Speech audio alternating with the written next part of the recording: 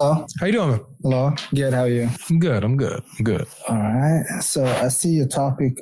Did Jesus preach Christianity or Islam? And what do you think? Okay. I believe. What is it? No, yeah. Go ahead. I was just asking what you thought. Okay. I believe he preached Islam. Okay. My point is, Jesus said I'm not sure. I'm not very familiar with the Bible. Oh, it's okay. But, there's a lot of quotes he says about praying to one God, and Islam is submitting your will.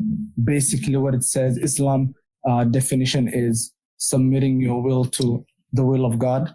Who does he say the one God is that we are to pray to and worship? So since he was a Jew, the Jewish scriptures called the one God Elohim, and that is the same as translated to Allah in Arabic.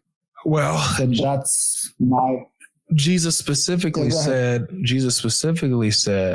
that God was his father, and that's who you're supposed to be worshiping and praying to. Okay, that's it. That's whatever you call him, whether that is the father, the same as the Jewish scriptures would call him Elohim. That is. I'm talking about Jesus specifically. Since Jesus is saying that God is his father, is that what Islam teaches? Is that the message of Islam, that Allah is the father of Jesus? No, it doesn't. Don't put words in my mouth. Sorry. I never put words. I never said Jesus, you said that. I said Jesus was preaching for people to pray to the Father, not to him. I got you. So if he's teaching for people to pray to the Father, if that's what he's preaching, that goes against Islam, right? Because in Islam, Allah is not his father, right? Okay, so this is where the confusion comes in. In the Bible, the Jewish call their gods like Father, and most of the prophets in the Bible are called sons of gods. Even the children of the people, or the Jewish people, are called children of God, sons of God. So is that what Islam teaches? Does Islam teach that the prophets are sons of God, and that the Jewish people are sons of God, and that the Messiah is the son of God? It doesn't teach that, but that was something that in their scriptures, in their language, in their scriptures, that's what they have. Metaphorical. It is metaphorically though. I got you. Does Islam teach that? No, it doesn't. It doesn't teach that. No. So Jesus is not teaching Islam, right? What do you mean? What do you mean? He's not teaching to Islam? It's saying let's pray to one God. Let's do this. Let's do this step by step. Step one. Okay. In Islam, Allah is not the Father. Yes. Yeah. Okay. Yep. Step two. Jesus taught that God is the Father. Okay. Therefore, Jesus is not teaching Islam. Make sense? Okay. So, and look at my analogy. If you believe in one God, whatever name you want to call him, that is Islam. That's if I believe in one God, but I believe my one God is a statue, that's still Islam? Nope, not as a statue, but as long as it's one God, yes. No. You said as long as it's one God, it doesn't matter. So one God, but it's a statue. As long as Nope. There's God cannot be a statue, cannot be an idol. Can he be a father? Can he be a father? Whatever you want to call him, but he cannot. So I want to call it doesn't beget or doesn't begot. So do you hear yourself? Do you hear yourself? Yeah, I do. Yeah, I do. So don't double talk. Don't contradict yourself in the next breath. You just said that God cannot be a father. He doesn't beget. He has no children. You just said that, right? Yep.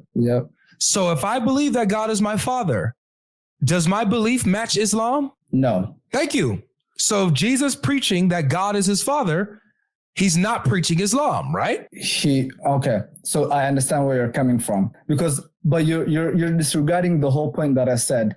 You didn't answer at the time. Okay. I understand from where you're coming from, though. I know. I appreciate you understanding, but can you answer the question then? Okay. If Jesus is preaching that God is his father, is he preaching Islam? Yes or no? No. Very good. So he wasn't preaching Islam. We're on the same page. But you're disregarding the whole thing, though. You're disregarding the point. Okay. I took it from your perspective, but I want you to say it from my perspective. from the perspective that at the time of the Jews, they would call the father. They would refer to him as a father. How does that help you? Brother, trust me, I hear you. Matter of fact, let me support your position. Let me show you that I understand what you're saying. You're saying that it was custom among the Jews within their scriptures, within their culture, to refer to refer to God as their father. Yeah. That's your point. Yeah. Okay, I got you. Yeah. My question now is this: how does that help what you're saying? How does that help the fact? Because they still. Go ahead. Sorry. Because he still preached. He still preached to one God, to the worship of one God. Does it matter who they say the one God is? As long as he's one, no. So do you see how your name's Norm? Yeah. No, it's not. You hesitated, but it's okay. I'll call you Ali. Norm. It's Ali. It's Ali? Okay, just call. Yeah, that's fine. Ali. Yeah. All right. My name's Avery. Ali. Yeah. In this conversation, bro. Yeah. We have to be consistent. That's the only way we can build to understanding and truth. If we're consistent with what we say. All right. If we're not consistent, then we end up going in a circle. Okay? Yeah. Let's try not to do that. Let's try to progress like we did before. Like we got to a point where we understood, okay, Jesus isn't preaching Islam if he's saying that God is his father. That's not Islam. We understood that. But now you're trying to make up for it by saying, oh, well, but you still have to consider that this is how they spoke, with their language and in their culture. This is how they refer to God. Yeah. That still doesn't change the fact that that culture goes against the teaching of Islam. If in their culture they're referring to God as their father, that goes against Islam. Do we agree? That is a proposition. I'm gonna have to, because in Islam it says the father cannot be God cannot be father. Exactly. But I know in their perspective, at the time they used to call him father. But I'm not sure. They were just wrong. From the Islamic standpoint, they're wrong. Yes, they used to do that. Yes, they still do it. Yeah. But Islamically, they're wrong. I'm gonna have to go do some research on that. Like at their time, was it wrong for their time? Maybe it changed after during the time of the Prophet Muhammad. But I don't know at their time, because they used to call him father. Prophets used to call God father. Let me show you that it was even wrong before Muhammad's time. Let me show you that it was wrong. No, I said during maybe it was changed during Muhammad's time. Nope, it was wrong even before. I'm saying that it was wrong even before. I'm saying it was wrong even before, bro. It was wrong even before. Before Muhammad's time, it was wrong. Okay. Okay. If we go to chapter 9, verse 30, watch what it says here. Could you pull it up or? Yeah, I'm not familiar with the Bible. I'm about to read it. It's the Quran verse. It's the Quran. So, okay. So chapter 9, verse 30 of the Quran, this is what it says. It says, the Jews say Ezra is the son of Allah. The Christians say the Messiah is the son of Allah. That is their statement from their own mouths. They imitate the sayings of the disbelievers before them. Yeah. May Allah destroy them how they are deluded. So way back in the day, they used to say Jesus is the son of God before Muhammad. And Allah is saying that they're disbelievers for saying that. So even before Muhammad came, it was wrong. Okay. So you don't even have to guess. Yeah, go ahead. Sorry. Okay. I just wanted to know what did the Jews call their God as the Father word in the Jewish scriptures, like from the Old Testament? What word did they use? Because I just want to see, Abba. Is it like the translation that you guys have that change it to Father, or is it just the word in Hebrew is Father. The word in Hebrew is Father. The word itself. Yeah, the word itself is like I know in Arabic it's Ab. In Hebrew, it's slipping my mind right now. In Hebrew, it's very similar. In Aramaic, it's Abba. In Arabic, it's Ab. What's the Hebrew word for father, guys? It's slipping my mind right now. Slipping my mind. It's the same thing though. Is it Abu? Something. Av. Thank you. Av. It's Av. Av, which is father, right? Yes. And then they called the son of the son of God, or so. Okay, so I get it. Okay. Mm-hmm. So it was wrong at the time. Okay, gotcha. Yeah, is from the Islamic standpoint, from the Islamic theology, it was wrong even at that time. Okay, but according to Jesus, it's the truth. Yeah. So Jesus teaching that he's the Son of God, he's going against what Islam teaches. He didn't teach he's the Son of God. That is, he didn't teach that. Yeah, he did. He didn't say I'm the Son of God. He usually said I'm the Son of Man, right? Nope, he said I'm the Son of God verbatim. Really? In the what is it called? In the New Gospel. Testament, I guess. Mm-hmm. In the Gospel. Want to see it? Because it's confusing. Like sometimes people say he said Son of Man. Some say he said both. Messenger. He said all of it. He said he's the Son of Man. He's the Son of God. The Son of Man is the Son of God. He said both. It's not either or. Could you tell me all the attributes that Jesus has in the Bible? I just want to put a baseline, because I'm not sure. Like we have a lot of people that say it says Son of Man, Son of God. Brother, say other things. Brother, there's nobody that'll tell you that Jesus says Son of Man and not Son of God. Nobody will tell you that. Nobody, no Christian will tell you that. In the Bible, Jesus says, look, let me show you where Jesus, let me just show you. Okay. Let's go to Jesus's words. Okay. Let me show you what he says. This is John chapter 5. Listen to this.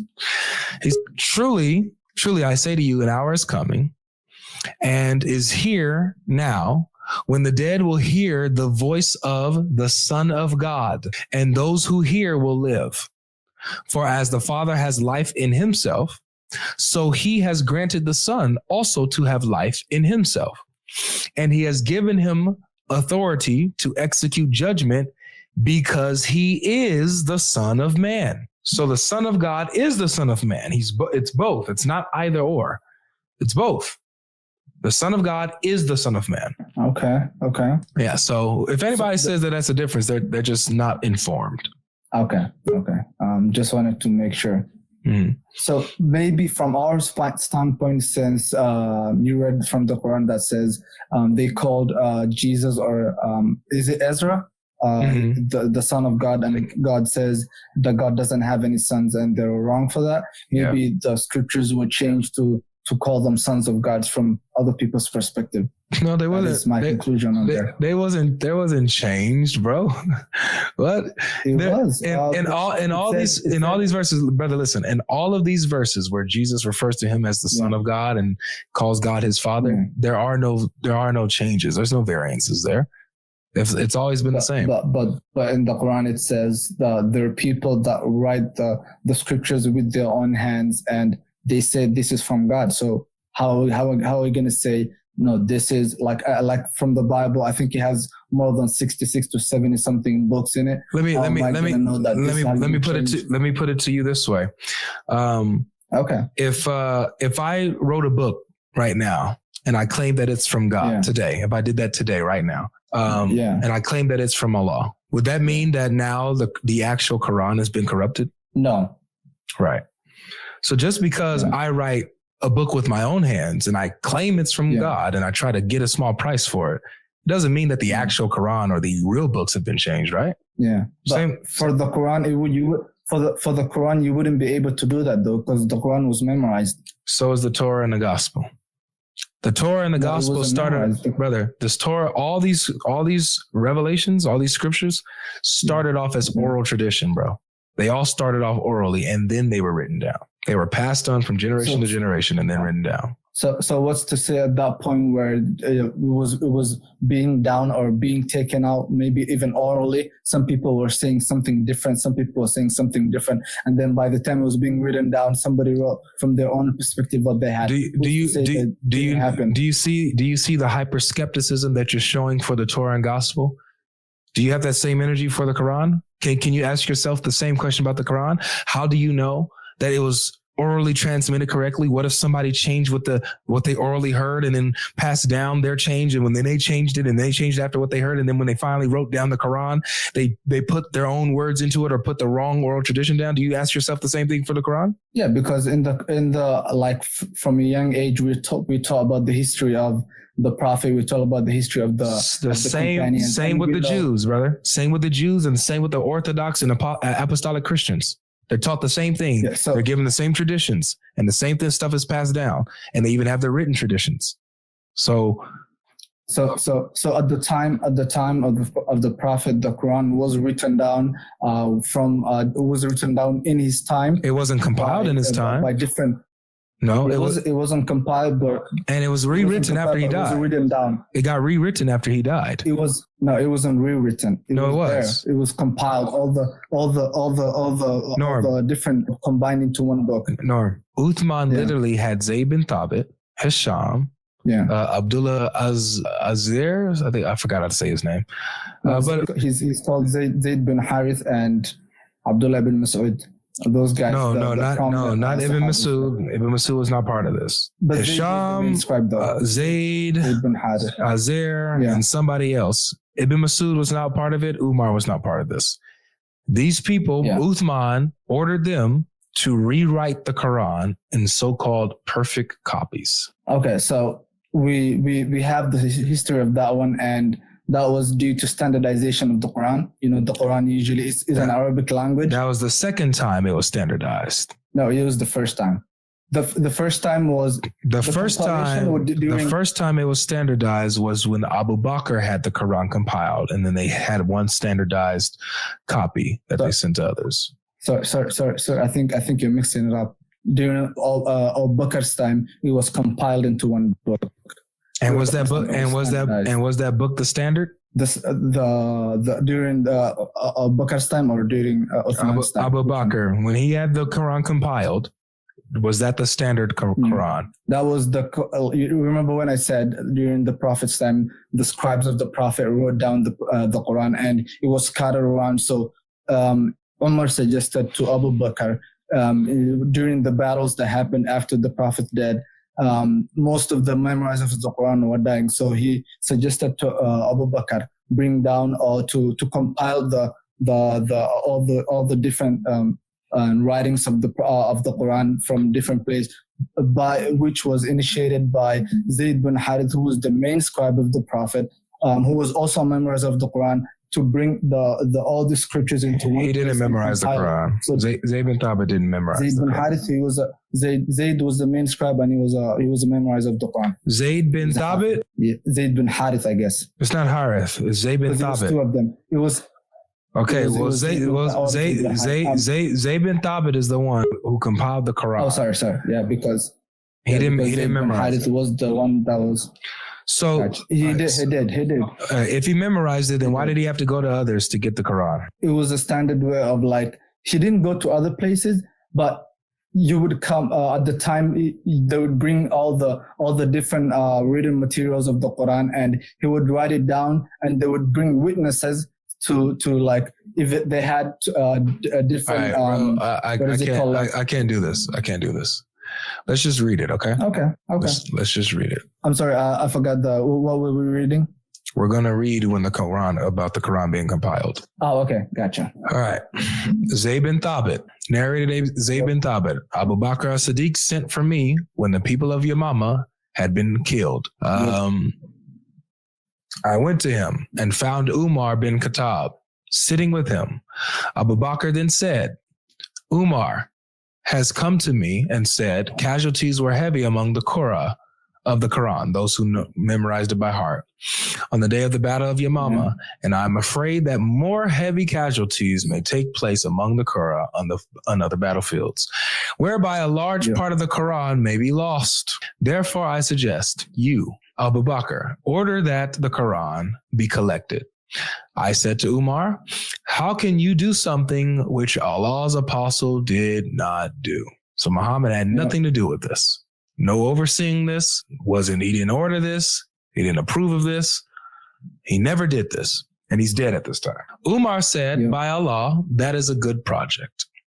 Umar kept on urging me to accept the proposal till Allah opened my chest for it, and I began to realize the good in which Umar had in the idea that Umar had realized.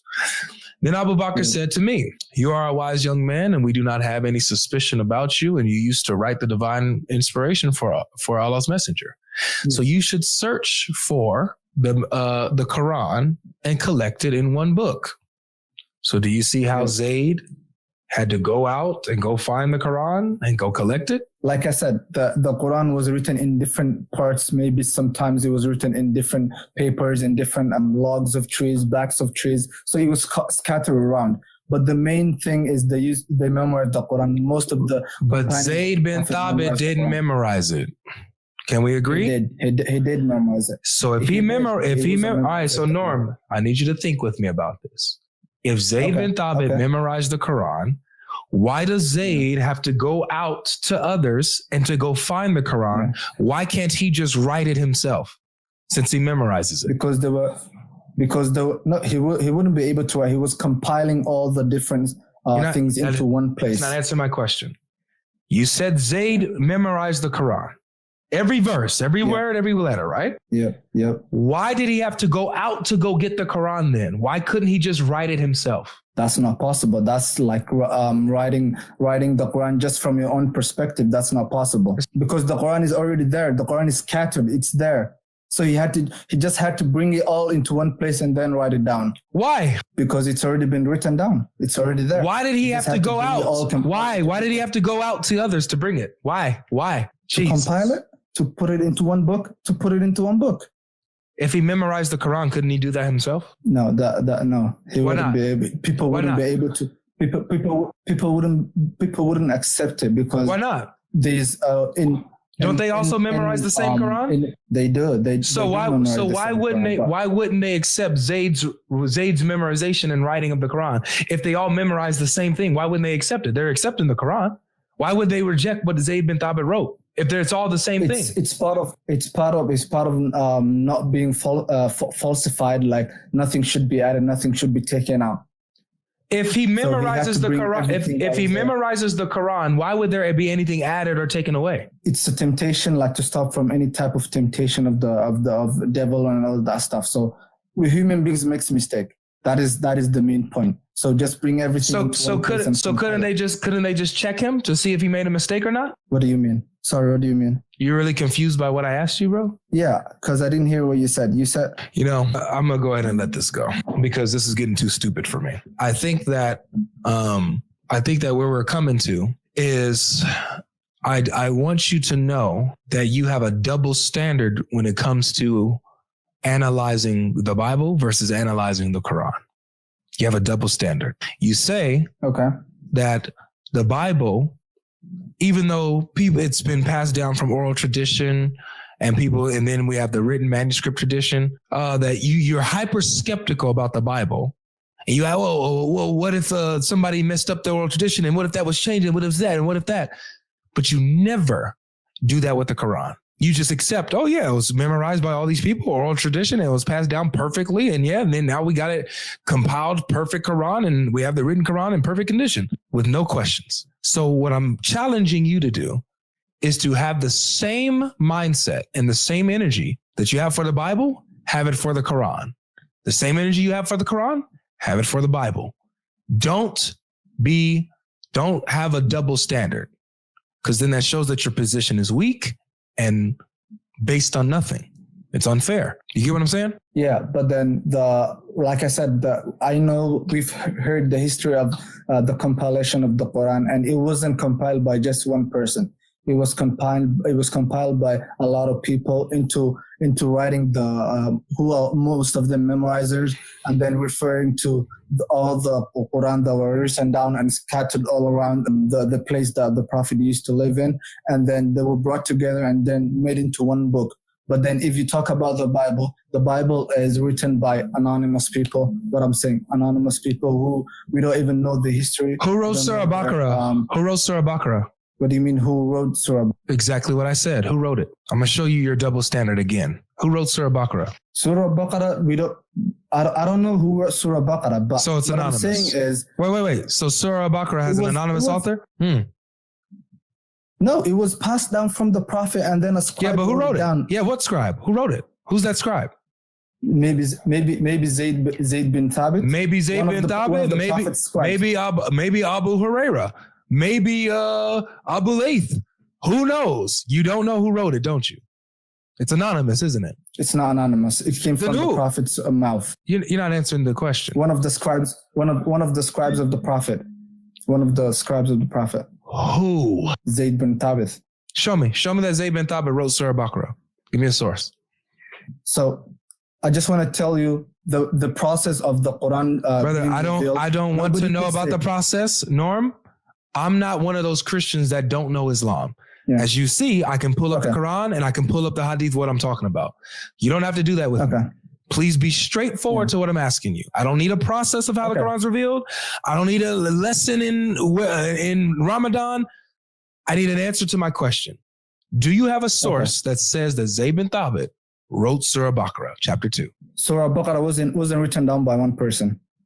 How do you know that? Because the revelation of the Quran itself came down within 23 years. So each verse came at a different time. Awesome. So Surah Baqarah has multiple authors. Yes. That you don't know of. It was the scribes of the prophet. Who? We don't know. We don't Thank know exactly you. Who. Exactly. You don't know. So you got multiple, and that's just one chapter. There's 114. I could go one by one and you won't know. So when it comes to the author of the Quran, the writers or the scribes of the Quran, and there's multiple authors, as you just said, you don't know. They're anonymous. So the same energy that you gave to the Bible, which, by the way, we know who wrote the Bible. We know Matthew, Mark, Luke, and John, and that they wrote their documents. But going with your criteria, you're saying we don't really know who they are. Okay, fine. Let's go with that. And so because of that, according to you, the gospel that we have is untrustworthy since its authors are anonymous. So are you going to have that same consistent ideology when it comes to chapter 2 of the Quran? Is chapter 2 of the Quran unreliable because its authors and its scribes are anonymous? No, because the chapter 2 of the Quran was written down by when the prophet was alive, and he was the one who how do you know that? Then they wrote down. Right. Where you get that from? Show me that. You could pull it. You could. Let me Google that one, because show me that you have a chapter 2 that dates back to Muhammad's time. What do you mean chapter 2 that dates time to Muhammad's? I said it was written down when Muhammad was there. Well, how do you know? How do you know? Word of mouth? Somebody told you that? An Islamic scholar said that? No, because it's part of the hadith of the Prophet. Like from the stories of the Prophet. The Prophet used to get revelation, and it was written down stories by who? Scribes. Stories by who? Of his companions. Which ones? How do we know? How do we know about the story of the Prophet and all his companions? How do you know about them? It's through his companions and all his people that are around him that we know about the Prophet and all. We know about everything about his life. Very good. That's basically so. The same way what you just said. The way we know about Muhammad's life is through his companions and the people who knew the companions, is the same way we know about Jesus through his companions, his disciples, and those who knew them. Same thing. Okay, so that means you're comparing now the hadith of the Prophet and the Bible. I'm comparing what you deem as authoritative and reliable source of history. That's what I'm comparing. Yeah. So by your own standard, you cannot reject the Bible as historically reliable and reliable when it comes to Jesus, because it meets your standard. You get it? You get what I'm saying? Okay. So when I say the Bible, we don't know the author of the Bible is the four canonical gospels, the Mark, Matthew, Luke, and John. The first thing it says is according to Saint Luke. So we don't know if Saint Luke or Saint Matthew or Saint Mark wrote this Bible. So we don't know exactly if it's just them that wrote the Bible. Right. Just like when just really quick. Just like when it says narrated Anas bin Malik, we don't really know if Anas bin Malik is really saying this, but it's somebody we don't know, huh? We don't know. Yeah. So we do know, because it dates the hadith has a chain. It has a chain. We know somebody heard from this person. We can date back to the time of the Prophet and whatever he said. But this doesn't say that. It says narrated Anas bin Malik. How do we know that Anas bin Malik is really narrating this? That is the chain. Like Anas heard from the Prophet. And then how do you know that Anas really heard from the Prophet? How do you know? It says it says narrated Anas bin Malik, but how do we know that that's narrated by Anas bin Malik? How do we know that? Because Anas bin Malik was the companion of the Prophet. Okay, so let's go with that. Matthew was a disciple of Jesus. So when it says the gospel of Jesus according to Matthew, that's how we know Matthew wrote it. Yeah. Okay. So, but we also know that Matthew copied 90% of his works from Mark, who we don't even know. And we see that a bunch of these narrators, like Anas and even Aisha or Abu Huraira, repeated the same stories and copied from other narrators. Is that unreliable now? Are your most authentic hadiths that have the same wording and the same stories from different narrators, is that now unauthentic? No, because all of them are there at the same time with the Very prophet. Good. So just because Matthew and let's say Mark or John record a story in the same way, using the same words, the same narration, but these are two different narrators, doesn't mean it's unreliable, because you have the same thing in Islam. Do you see your double standard again? Keep going. I'm going to keep showing you your double standard every time, bro. It's cool when you do it, but it's a problem when we do it. No. It says according to. Because yes, from the history narrated of the Bible, by, according to, narrated by. What's the difference? Not the same thing. Really? Not the same thing. Because so is this hadith according to Anas bin Malik? No, it's not according to Anas bin Malik. It's narrated from his mouth. He said, we know he said that. When something is according to someone, what does that mean? It's being attached or attributed to that person.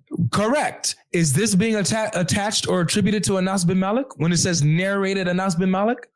Is it being attached to him? It is being attached to him, but it's not attributed. Man. Maybe somebody.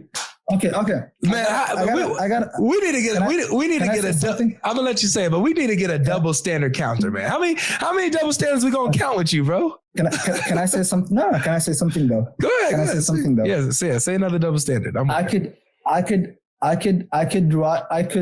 Let's say today.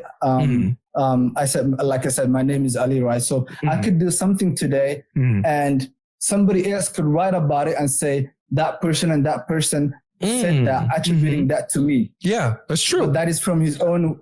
But that is from his own words. That's, you know what? That is my word. That is so true. You can have a chain of narration that attributes words to you that you never said, huh?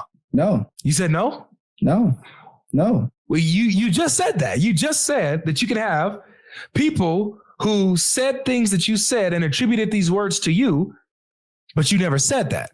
That's what you just said. You just, yeah. Yep. So you can have, you just said you can have a chain of narration that attributes words to you that you never said. Yeah, that is what the Gospels and all these things are. And that's what the hadith is. No, hadith is a chain of narration. You know, that could be attributing words. That could be attributing words to somebody they never said, huh? They said it because they heard it from that person. That the person that attributes something, they didn't hear it from their own perspective. How many? Hey, saying, we need a new game, Ali. We need a new game, bro. No, we need a double standard counter. We need like a ding, like a soundboard for every time we catch you with a double. Not just you, but because you're not the only one who does this. But you're just the longest person I've done this with. Because I kind of like you. You're kind of cool. No. That is the truth though. No, but I'm saying you're looking from your own perspective. No, I'm saying no. Stop, Ali. I have to stop you there. I haven't once came to you with my perspective. I have been using yours. I've been using your perspective, and I've been showing you how from your perspective, you have a double standard. And from your perspective, my books are in the clear. My books are reliable according to your perspective, according to your standard. But for some reason, when it comes to my books and the same thing is applied, you're like, oh, yeah, no, it doesn't work for your books. Oh, yeah, no, they're still unreliable. Oh, yeah, no, we can't trust that.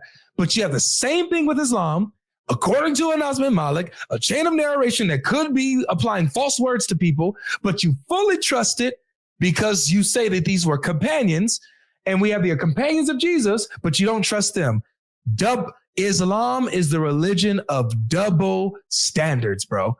If my stuff is unreliable, when they have the words of the companions of Jesus and the chain of narrations of companions and apostles and their disciples who carried on these same traditions, Sahaba and Tabaeen in my religion, if that's untrustworthy, then your entire religion falls apart. All your hadith, even your Quran, is all untrustworthy because it's all based on a chain of transmission, a chain of narration that you trust. Can I say something now?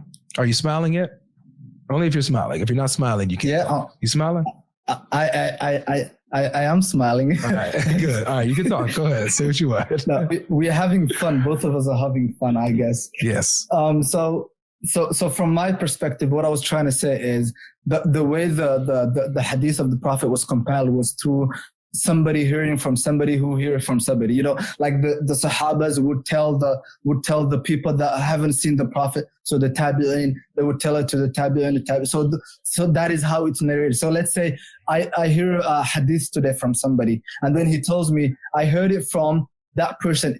Exactly that person, and then that person heard it from another person who heard it from a companion, and then the companion heard it from the Prophet. So there's a chain of narration of who heard it from who, from her. So it's not like I came up. So okay, that is from this perspective. How do you know that they didn't? How do you know that they didn't change the oral transmission? How do you know that they didn't change what they heard from the other companion and the other tabi'in and the other guy, and that it all, by the time they're attributing the words to Zayd bin Thabit or Anas bin Malik or Aish or Abu Huraira, that by the time we get there, now all their words are just messed up and corrupted? How do you know they didn't mess it up? Because the person that was putting all the hadith into one place, usually Sahih Muslim and Sahih Bukhari, those two people that compiled the hadith of the Prophet, what they would do is they would ask for the people who are known to know the hadith, and then they will tell them which hadith do you know, and then they would. Yeah, but how do you know that this guy isn't like choosing based on his bias and what he likes? How do you know that he's choosing certain hadith that he thinks are good because of what he already believes and what his own personal opinion? And stuff that he doesn't like, he's just regarding them as da'if. How do you know he's not just doing that of his own personal opinion? You're telling me one person or a couple of people are particularly in control of these sources that's supposed to be authentic and supposed to represent your whole religion? So when he was writing down the hadith wasn't just from one person. It wasn't taking it from just one person. But so one person is the one compiling it. You're saying one person is, like, for example, Bukhari. Bukhari is the one compiling then putting these hadiths together, right? Yeah. He's putting all the hadiths together. Yeah. So once he's putting the hadiths together, he's writing down the hadith based on let's say today he heard the hadith from this person, and then he goes out, he hears the same hadith from another person, and then he hears the same hadith from another person. That's when he puts the hadith into one place with the chain of narration that is Sahih, which is one we have. It's Sahih Bukhari, Sahih Muslim. Hey Norm. Hey, what's up? How's it going? Do you know when Imam Malik was born? I don't know when he was born, but we have history about his life. Yeah. I don't know exactly when. But there's history about it. So did you know that Imam Malik was born 80 years after Muhammad? Oh yeah, most of the people that compiled the hadith of the Prophet were born hundreds of years after the Prophet, and yeah, we know that. Okay, so when was Bukhari born? He was born after the Prophet, and I'm not sure when, but we know he was born after the Prophet. He never saw the Prophet. I don't know if he saw the Sahabas of the Prophet, which the last one of them was Anas bin Malik.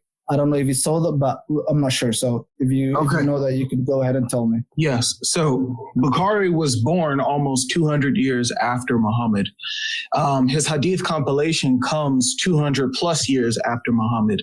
Now, did Bukhari talk to any companions of Muhammad, like any people who knew Muhammad? No. Okay, so how did he verify? Okay, so with that standard, right? Yeah. And I'll show you how our gospels are better. With that standard, he knew nobody who knew Muhammad. He didn't know Muhammad, and the people he talked to didn't even know Muhammad because he went to compile 2 centuries after Muhammad had passed away. So with that being said, how in the world could Bukhari know what these people are telling him are the truth when all they're telling him is what they heard was the truth? How does he know? Because there's a chain of narration in which if there's one missing, if there's one person that he doesn't remember where he heard it from, it's not written down. He doesn't take it as a hadith. Yeah, exactly. So that means that Bukhari is putting his own subjective bias on what he's hearing in order to make what he heard true. Bukhari, who is 2 centuries removed from Muhammad, gets to dictate whether a story that a person who didn't even know Muhammad tells him is true. How does that make sense? He didn't hear it from just one person, like I was telling. Well, it doesn't matter if he heard it from just one person, Norm.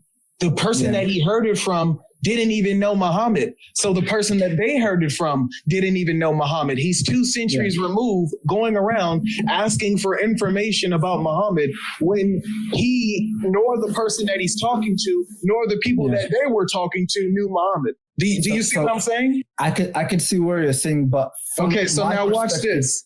Give me a second. So now watch this. Okay. Did Matthew know Jesus? Matthew, according to our worldview, from one of the, he was one of the disciples of Jesus, I guess, right? Okay, thank you. So would it be better to get information from somebody who directly knew Jesus than someone 2 centuries removed from Jesus telling you what he heard from somebody who heard from somebody who heard from somebody? I would accept what Matthew had written down, but the thing is, it's not Matthew who wrote it down. I'm not asking, Norm. I'm not asking you about to accept. You don't have to accept this. I'm just giving you your worldview that you understand is true of your religion, and our worldview that we understand is true of our religion. Our information is literally coming from direct disciples, people who directly knew Jesus. So we have Matthew and we have John who directly knew Jesus and gave us information. You have Imam Malik, you have Bukhari, and then you have another narration. I think it's Saifa, which is all oral. Muslim? No. Saifa. You probably don't even accept it. It's about 100. It's about 100. It's about 130 hadith, but it's all oral.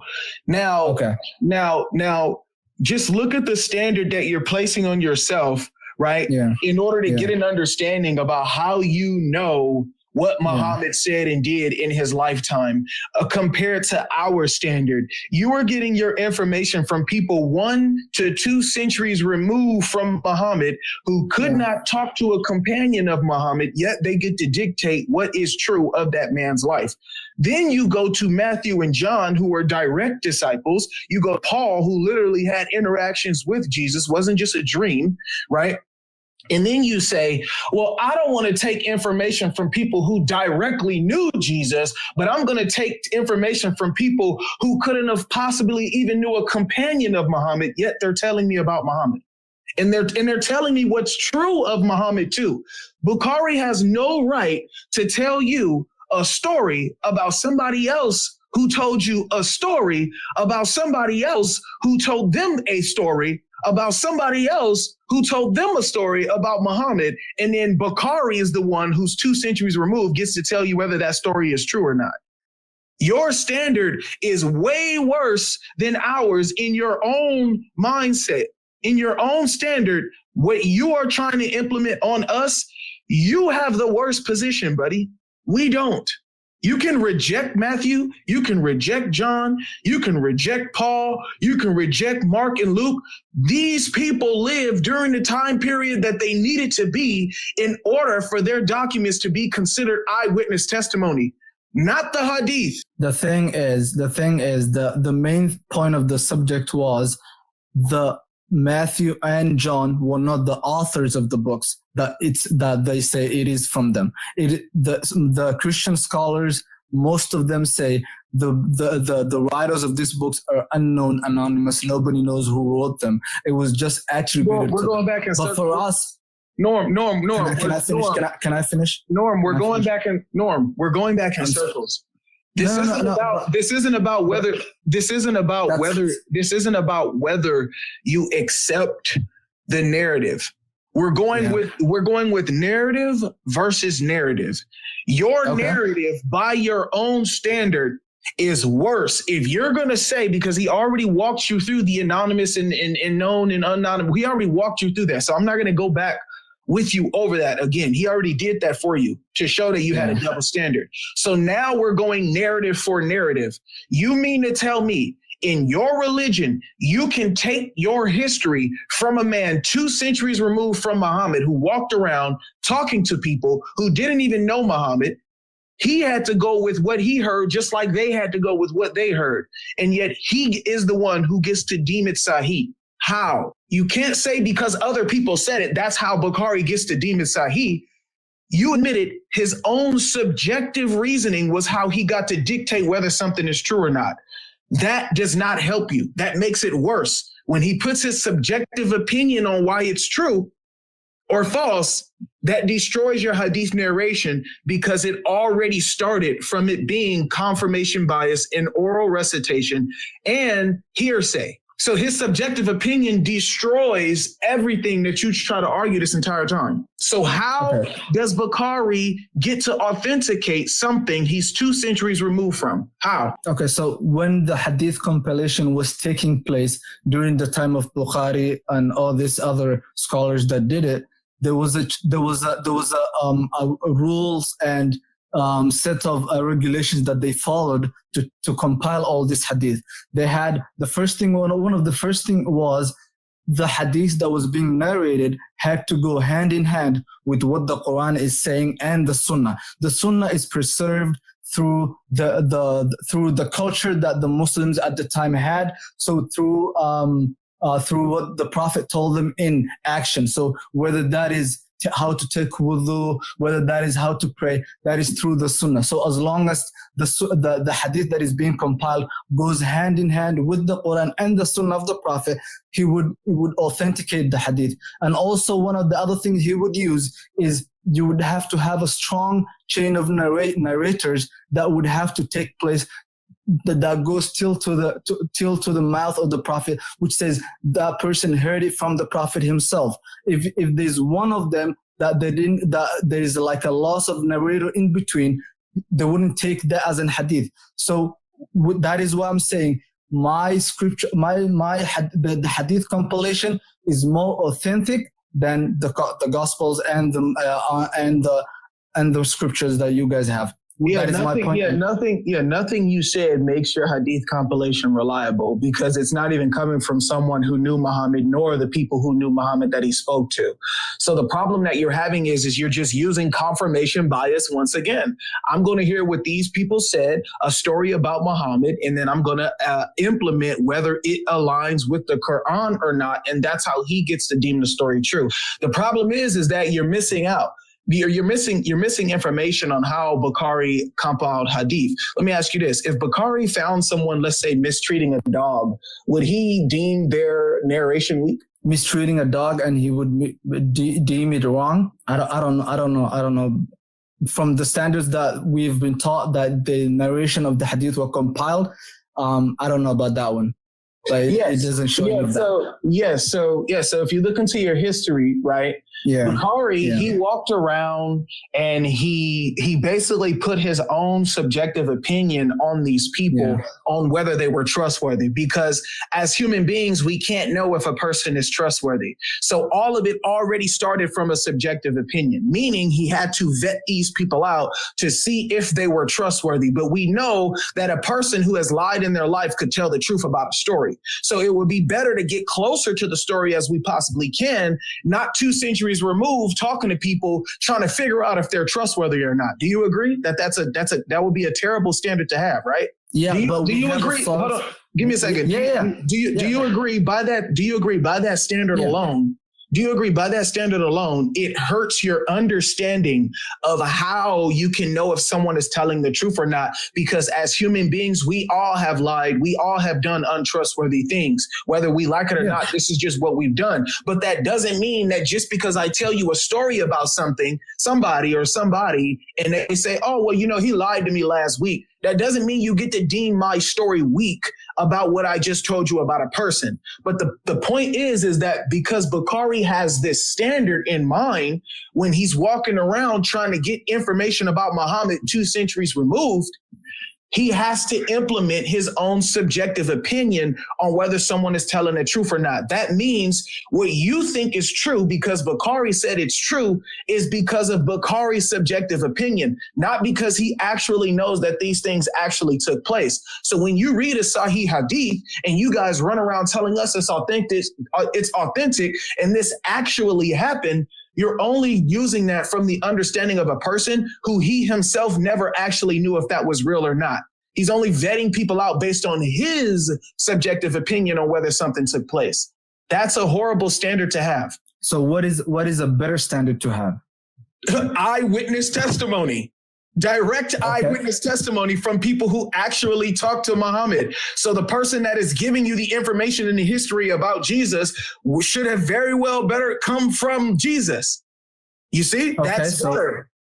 So who wrote who is one of the authors of the gospel who was eyewitness of Jesus? We're going in circles again. Matthew. No, but that's what you said. You said I got you. I'm saying we're going in circles, but I'm answering you. Okay. Matthew and John. The Gospels of Matthew and John. Your scholars agree it wasn't written by Matthew or John. Okay. Does Irenaeus agree it was written by Matthew and John? That is most of your scholars. I don't know about Aaron, but most of your scholars say these writings were written by anonymous people who we don't even know and they wanted to attribute it to somebody. That's when they attributed it to the first saints. Okay, who's better to take your information from? Someone from the 2nd century or someone from the 21st century? Someone from the 2nd century. All right, cool. So Irenaeus says Matthew, Mark, Luke, and John authored their gospels. Okay.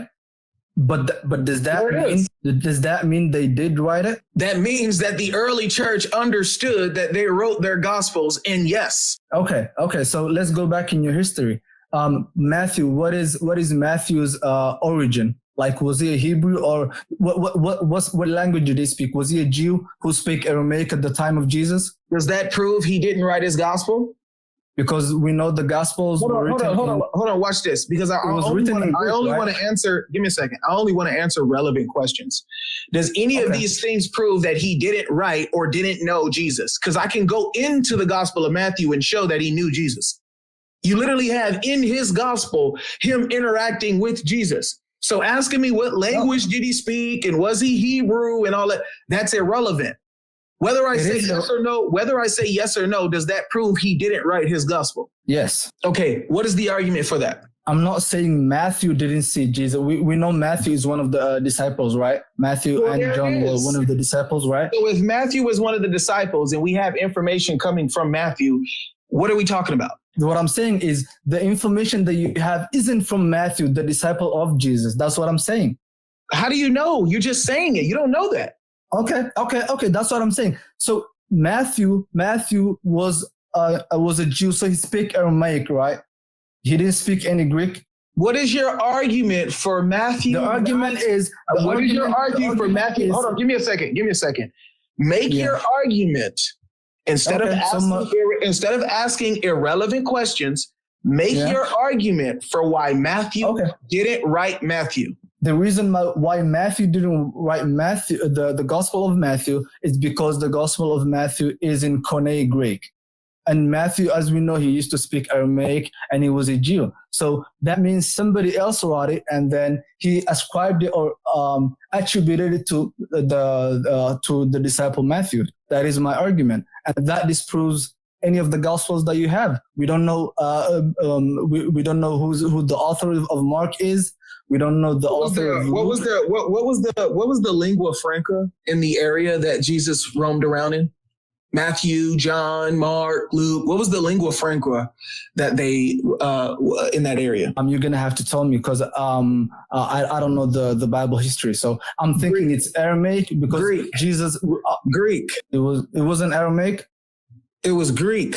The lingua franca in the area that they were in was Greek. So provide your evidence. So you need to provide your evidence for your claims because you're just drawing conclusions that you're ignorant of. Yeah. Okay. So what I'm saying is if Matthew at the time of Jesus, and he was a Jew, I'm not saying all of them, but most of the disciples Jesus were Jewish people, and the Jews at the time were speaking Aramaic. I wouldn't expect somebody who speaks Aramaic to write a Greek book or Greek gospel. You're going back in circles. I just told you the lingua franca in that area was Greek. So how in the world can Matthew, a tax collector, not know Greek? It's literally the most obvious conclusion ever. So how did Matthew understood what Jesus was talking about at the time? Because Jesus also knew Greek. So Jesus was speaking Greek? Yes. Okay. What evidence do you have for that? He had a conversation with a Roman centurion whose language was Greek. The language they spoke was Greek. You gotta pay attention. If the lingua franca in that area was Greek, then that would mean that predominantly everyone must have and had to speak Greek. For example, if the lingua franca in California is English, right? Yeah. And the predominant language that's going to be spoken is what? English. Okay, thank you. So we know Matthew spoke Greek. We know Jesus spoke Greek. So stop trying to act like there was a language barrier between Matthew and Jesus when you just admitted Matthew was a disciple of Jesus. How in the world are you going to be a disciple of Jesus? You don't even know what he's saying. Okay. But why? Answer that. How can you be a disciple of Jesus and not know what Jesus said? No, you wouldn't know what Jesus said if you were a disciple of Jesus. Exactly. Thank you. So if Matthew knew Greek and Jesus knew Greek, then that means that they could communicate in Greek.